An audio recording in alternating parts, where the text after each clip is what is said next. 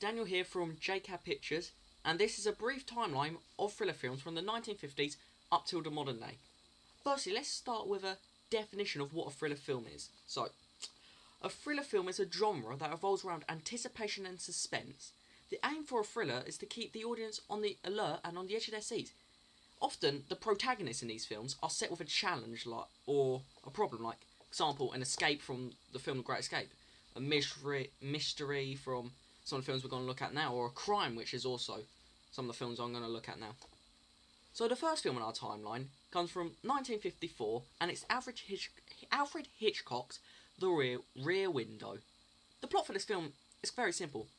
L.B. Jeffries is a war photographer, and he's taking photos at a racetrack, and he breaks his leg, so he's confined to just his apartment for weeks, about 7-8 weeks. And he gets around to snooping, looking out the window, looking at everyone else in his apartment complex. You know, sort of making stories for them and all this. And then the Forwalls, people across, he's convinced that Mr. Forward has murdered his wife. And then he's trying to convince everyone that he has. And that's the plot of the film. So straight away from this plot synopsis, you can tell that this is a thriller because it involves a mystery and a possible crime of murder, which is very common. So let's just get into some more conventions of not very conventions possibly. This film is set quite ingeniously done in just his apartment is where it's mostly set, and it's a lot of long shots when people go over when he's looking at the other apartments, keeping the idea of like he's trapped and confined, which adds to the suspense and anticipation for the audience, which also aids the fact it's a thriller film. The characters in this film, well, the protagonists are L.B. Jeffs, a male middle-aged war photographer, Lisa Vermont, who is a very wealthy and intelligent high-class woman, which I feel like, even though it was the 50s and women still had rights, I feel like it still wasn't as common back then for women to be this powerful, which something else. Then a detective, Doyle, who, well, as I said before, crime. Usually, I believe, in most thriller films, there's going to be some sort of policeman or detective or something. So this just lives up to that convention. And then the antagonist is Mr. Forward, who's just a regular man. Normal, does his day-to-day routine. He's a jewellery salesman in this, but usually they're just a working man in thriller films. But he has committed a crime, in this case, a murder, which is very common and is usually the problem in these thriller films. The music used in this film is used not often when there's a lot of dialogue, but in bits which need to create such suspense and anticipation. For example, the scene where Lisa tries to go into Mr. Forwall's apartment to look for evidence of his murdered wife. There's a lot of non-diegetic sound which creates suspense and leaves the audience on the edge of their seat, which goes back to the definition I said for thriller earlier. So that is our first film from 1954. And now we will go on swiftly to our next film from the 60s. The second film in our timeline is from 1962, The Mercurian Candidate, which was directed by John Frankenheimer. And this film falls into a subcategory of thriller films called political thrillers, which, from the title, you can guess what they are pretty much. So you can kind of guess what this film is going to be. So the plot synopsis for this one is a US Army hero returns to New York from Korea, but has been mysteriously programmed by communists to assassinate a presidential nominee. But when his army buddy becomes suspicious of his going-ons, he's on the trail to stop him.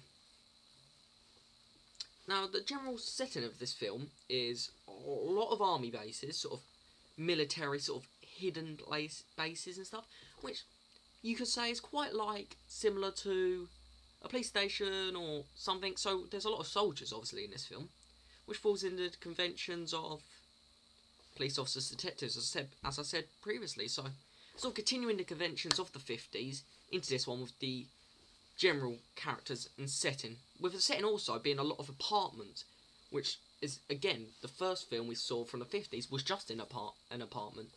So they've carried on here.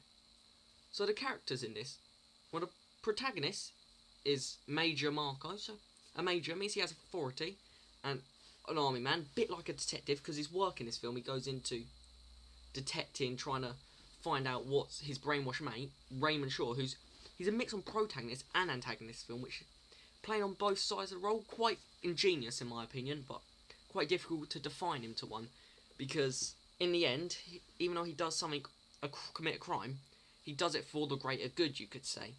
And then this is interesting. The main antagonist is Eleanor Shaw, his Raymond Shaw's mother, but a woman being the main antagonist in a thriller film. This was quite new. This was 60s was one of the first times this actually happened. So this is quite ingenious, quite a new thing. So this is a change from what thriller films were before this. But apart from that, a lot of the same really. I mean, the music, the same, in great suspense, like action scenes. The music was building up, but dialogue, there was a lot of silent music, just a bit of diegetic, maybe radio in the background or sounds. So yeah, apart from that, that is our second film, and we're going to be going on to our third film right about now. Our third film is from 1975 and directed by Steven Spielberg, and it is Jaws. So, the quick basic plot synopsis of this film is: when a gigantic great white shark begins to cause menace to a small island community of Amity, a police chief and marine scientists and fishermen are set out to stop it. Very basic plotline, but still doesn't make it any less of a great film. So the first start off the setting of this film. Firstly, it's on a beach, which is, like most of it, is sort of the beach to seaside, which is quite usually a happy thing you would connote with like a happy comedy or romantic film, not a scary murdering thriller film. So this instantly is like juxtaposition to what you would expect to be in these films, and that goes against already what we saw in the 50s and 60s as conventions of thrillers. Also, a lot of it's set at sea, so again it's quite confined spaces. So again, it's carrying over the confined space idea which we had in the previous thrillers we've looked at, but to a new level, or see in the sea, out of depth, adding to fear. So this sort of more is a thriller slash horror, you could say. A psychological thriller is a correct term for it.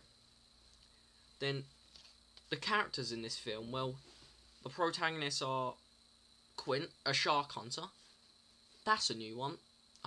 Basically, he's technically, you could say, a killer, but this time he's the protagonist. So kind of like an anti-hero, if you care about great white sharks being alive. And then obviously, quite Hendricks, and then Brody. One's a deputy, one's a police chief. That's like same as we see in everyone. Deputy, police chief. Also, there's a police station once or twice in the film for setting, so typical what you would expect. And then, obviously, in Jaws, the music. So, obviously, the non-diegetic music only used for suspense. We all know what scene that's from. When the shark comes and it ends up eating the child, and then everyone comes running out of the sea. Basically, that is obviously great use of music, and that's stayed the same throughout the past 3 decades of thriller films, what we have looked at. Basically, the music, there's a non-diegetic music when there needs to be suspense, and there's no need for music when there's no need to be suspense. It's silent, which silence in itself adds to the suspense. So anyway, let's move on to our fourth film from the 80s.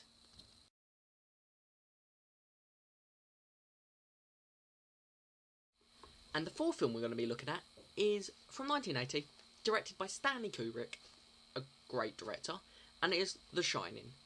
Now, some people could say this is a horror, and could argue for that, but I believe, by looking at the definition I gave for a thriller, I class this as a psychological thriller. Obviously, it's based on a Stephen King novel, so they're always going to be scary, but anyway. So let's quickly go in with the plot synopsis I've written down. A family heads to an isolated hotel for the winter, where an evil and spiritual presence influences the father into violence when his psychic son sees horrific forebodings from the past and the future. Basically, his son's psychic and can see the future and the past and see stuff which happens, and the dad goes crazy. Yeah, essentially, that's it. So the setting for this film, well, they're up in a hotel, so that is different. Like, we're not confined online, we're not in apartments, and there's no police station, even though the wife just tried to call the police. And it sort of goes through to an operator, but there isn't any actual police people or police station, but it still is that sense of like protection from the character Dick, who ends up coming back to try and save the boy Danny and Wendy, but that doesn't work out. Let's just leave it at that. But yeah, it's still confined because they're just in the hotel, and the setting ends up getting quite extravagant due to the hallucinations from Jack in the film. So obviously, as I've been saying, the two main protagonists, Wendy, the wife, Danny, the son, main protagonist, I would say, the psychic. And then Dick's a protagonist who comes back to try help, who's also another psychic. And then the antagonist in this is Jack. He starts off as the protagonist, but as he gets more and more mentally insane, he ends up becoming the antagonist and trying to kill his family. So the music, where we start there is the iconic music as when they're driving up to it, and then apart from that, music same as it has been in the previous years. Not used often, but when it is used, it is obviously used to create the suspense and rise the suspense, anticipation, keep you on the edge of your seat. So yeah, this is, apart from it being a horror, this is generally pretty similar. Nothing's really changed from the 70s to the 80s between these thriller films. So let's go on to our fifth film from the 90s. The fifth film in our timeline is coming to us from 1995, so they're bang in the 90s. Yay! Anyway, it is Seven, directed by David Fincher. And if you haven't seen this film, I recommend seeing it. It's awesome. And the plot for this one is basically two detectives, a rookie and a veteran, hunt a serial killer who uses the 7 deadly sins as his motive to kill. So, start off with the setting. Well, obviously, as you heard already, detectives. Back to the conventions, the norms. And the setting isn't much different. A lot of eerie death scenes, but also a lot of time in the prison, in the police station, in the detective office. So, sticking to those raw conventions of the thrillers, which I've acknowledged so far. And then the characters, well, the two protagonists are detectives. Somerset, who's Morgan Freeman's character. Mills, who is Brad Pitt's character. Detectives, pretty much. And then the antagonist, once again, takes you back to what I said in the 50s from a rear window. It's John Doe. He's an ordinary man, but has committed a crime, which is a murder, which makes him crazy. An antagonist. Not much more to say than that, really. Obviously, the music, same as always, like, quite quiet when intense dialogue's happening, but when there's suspense and anticipation and action, for example, the shooting scene when they come to John Doe's apartment and the chase, intense music in the background there to complement the action on screen to make the audience feel on the edge of their seats, and also the build-up of music at the very end to, edge of your seat, what's going to happen next. And personally, I think for our project, I'm taking some inspiration from this film, especially with the suspense of the music at the very end, with the intenseness, and obviously the quick camera cuts at the end to show a sense of panic. I think in our film we're going to take inspiration from this and have probably used something like this. Now going on to our film from the noughties, the 2000s as you want to call them. So 2 more films left. The 6th film in our timeline comes to us straight from the year 2000, and it is the film of Memento. Now again, a cracking film, directed by Christopher Nolan. Anyway, the quick plot. A man creates a strange system to help him remember things, so he can hunt for the murderer of his wife without his short-term memory loss being an obstacle. So this is a pretty in-depth thriller, not what you expect, quite hard to follow. No, one of those you have to watch it twice to fully understand it sort of ones. So a bit like the 90s, plot twists have become quite a common thing in these thrillers. So anyway, the general setting in this film is set loads where, it is confined in these motels, but it's also set all around town. The tattoo parlour, bar, abandoned places, abandoned sort of parts outside of town. Set in a lot of places. Now, the characters for this well, you got the main protagonist, Leonard, the dude without his memory, and like, he may not actually be a policeman or a detective, but the way he's hunting down his wife's killer, he's like a detective. So again, living with the conventions, another police/detective sort of thing. And then you have Teddy, the antagonist, who is a murderer. Yeah. Simple enough, a murderer. Then another protagonist you got, but it's always a secondary protagonist, which is common within all these films. There was even one in 7, I just forgot to mention it. Natalie, it's just a woman who's there. Like, yes, they have point, but they're never the main protagonist in these films. They're always secondary in thrillers, it seems. So that's a convention.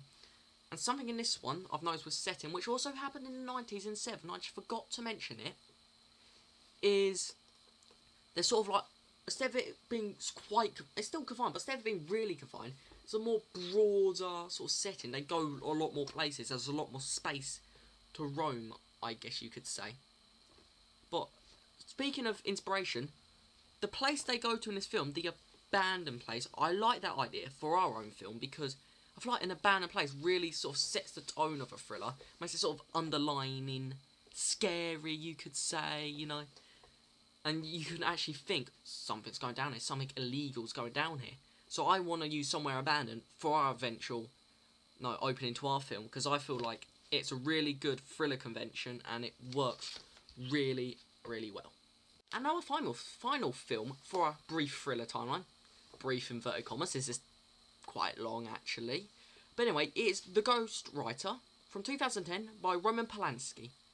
So the basic plot of this is a ghostwriter is hired to complete the memoirs of a former British Prime Minister, but he uncovers secrets that put his own life in jeopardy. So this is back to the 60s in a Mercurian calendar, a political political thriller, sorry. So yeah, but it also has obviously aspects of crime as per usual. Even though, like, one of the main figures isn't a detective for once.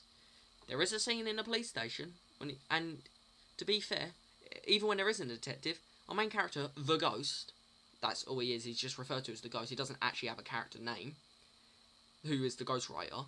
He does his own detective work to try to discover whether our antagonist, Adam Lang, the ex-Prime Minister, is a bad guy, what he's done wrong, blah blah blah blah, all that stuff. So that's the characters of the film. The music in this one, so that's pretty much the same. So from the 1950s all the way up to modern day, they keep the music the same in the thriller. Very not minimalistic, but very minimal use, unless in high tension scenes. So that is pretty similar. They've kept the conventions with sort of a crime, that's very similar as well, and they've sort of kept it now for detectives, blah blah blah. So pretty much all the conventions are pretty much the same, apart from, in this one again, as I said about Memento and 7, the setting, instead of being so confined, it's quite a broader area.